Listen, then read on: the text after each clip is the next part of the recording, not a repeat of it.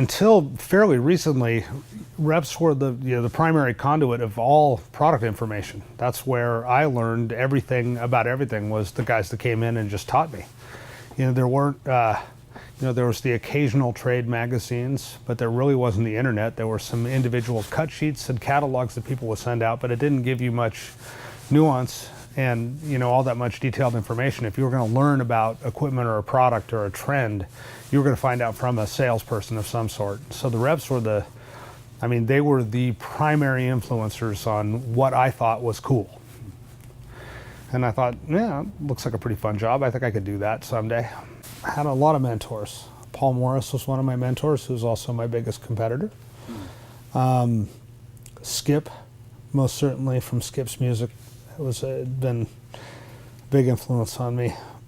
But as far as manufacturers' representatives are concerned, was most likely Northern California is. We've been blessed with a lot of really good manufacturers' reps, and that's why that's why I got into this business, because there were so many guys that walked in my front door that I had so much respect for when I was at the music store, and I just thought, I want to be one of those guys. I want to be like, there was a guy named John Frigard, who was my JBL rep, or Jim Matthews, and Paul Morris, Don Otomo, and I remember all these people. I remember the influence they had on me, and how all these guys helped build my passion for the equipment and the music and making it work right and using it properly. And they were all gentlemen, and they were all experts, and they kept coming back. They weren't guys that just came by and got a sale and disappeared, and I just wanted to be one of those guys. So I was blessed to have a giant stack of mentors, and then some really outstanding competitors that were the next generation of reps, like my nemesis, Paul Holdgate.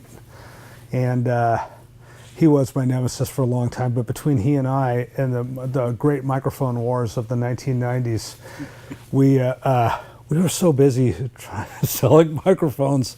It was just ridiculous. We made it the focus of every music store on the planet. It was like the microphone was the most important thing that ever came in.